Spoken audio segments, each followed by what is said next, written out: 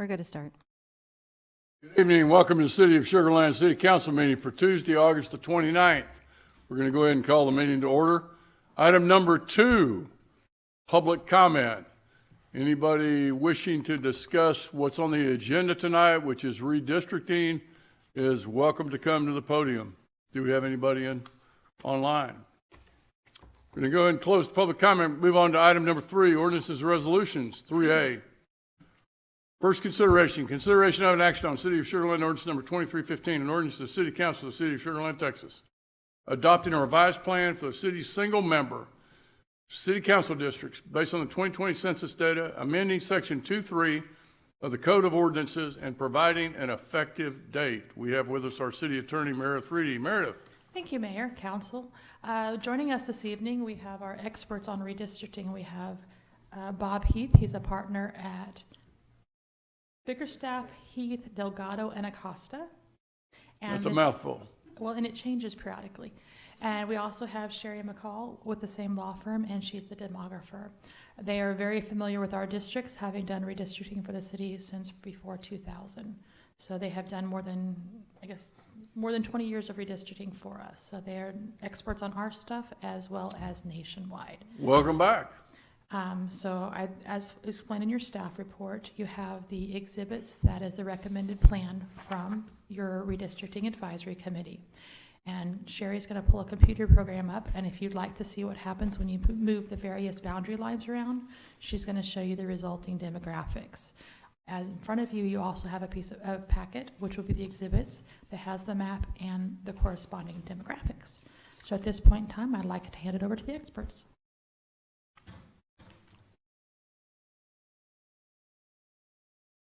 Good evening. Good evening, or yes, I guess it is evening. Thank you, Meredith.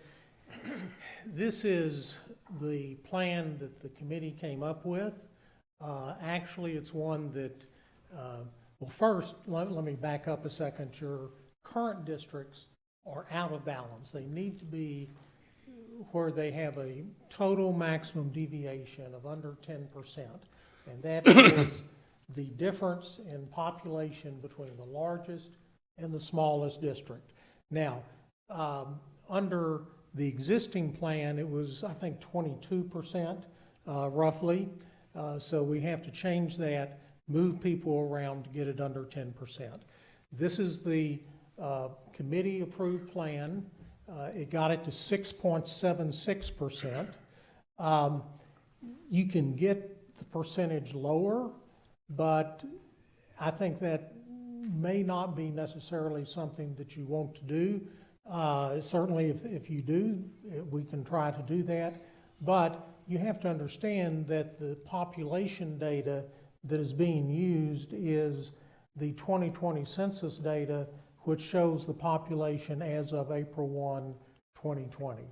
So it's over 3 years out of date. Mm-hmm. And so the Supreme Court has said it's okay to use that and to assume that it's the same as it was 3 years or 5 years or whatever it was ago. But we know that, you know, for 6%, maybe it's really 4% or 5% or whatever. We just don't know exactly what it is today.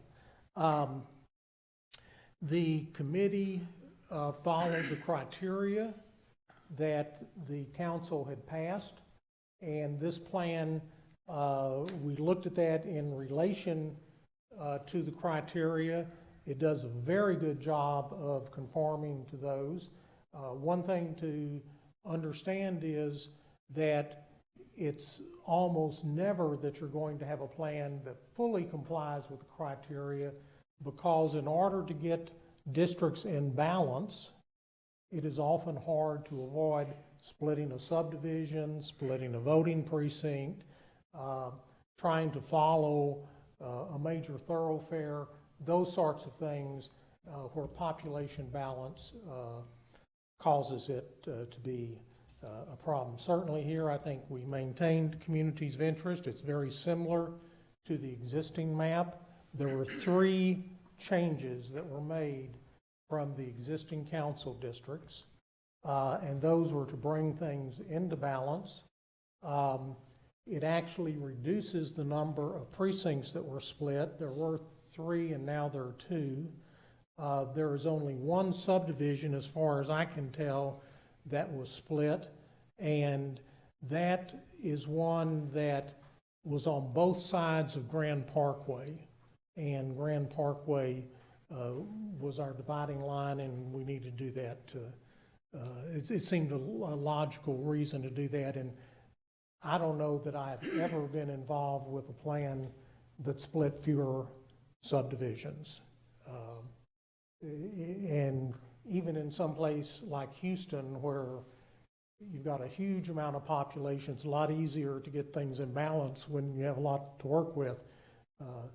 We often end up arguing about where the subdivision is split and so forth. So if there's any change that you want to make, we are fully equipped to do that, and it will show exactly what the impact of that is.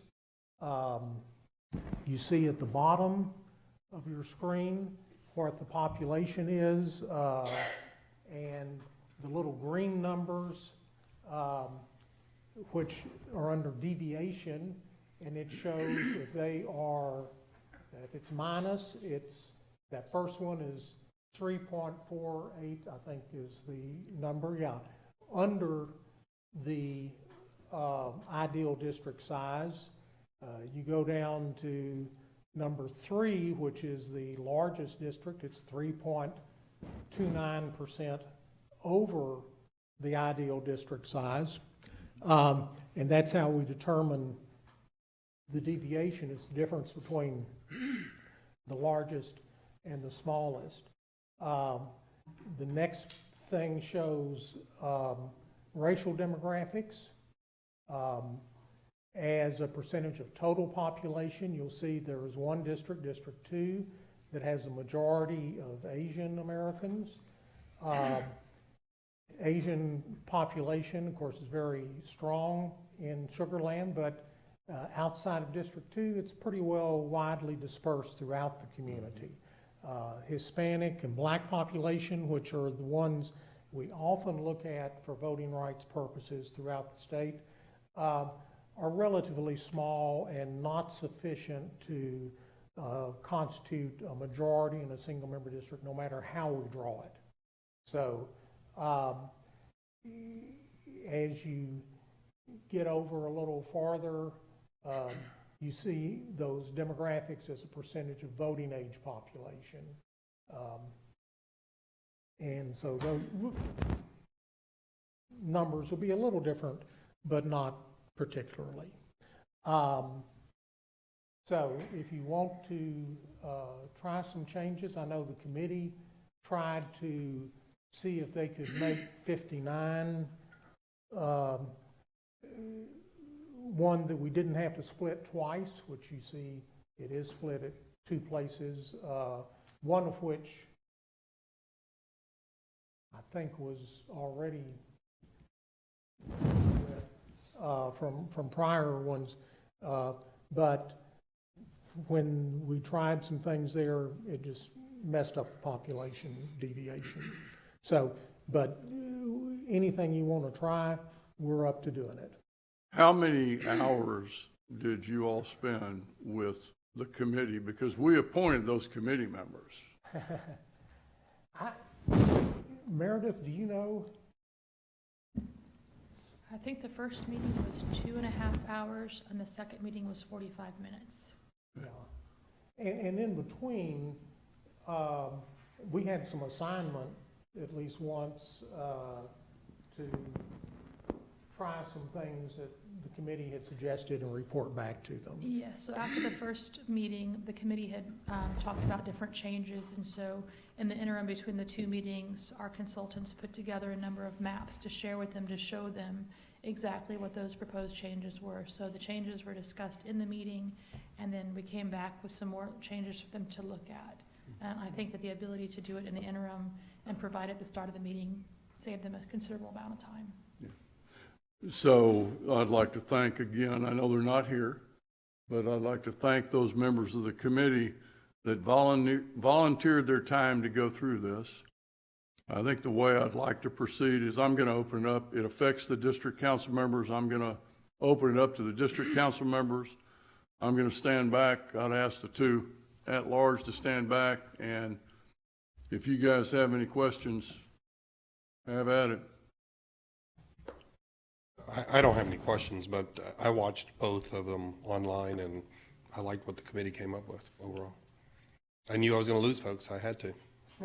Yeah, we knew they were coming out of you.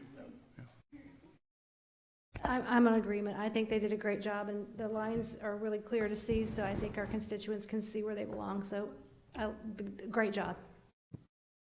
Looks good to me. Motion approved. Second, I've got a motion. I made the motion. Kermali's got the second. Any other discussion? If you vote at this time, please.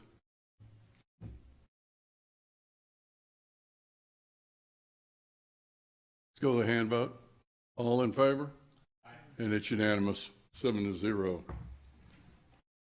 That's pretty easy, wasn't it? It was, and let me say that Sugar Land, and we do a lot, we represent about 100 jurisdictions in a redistricting cycle.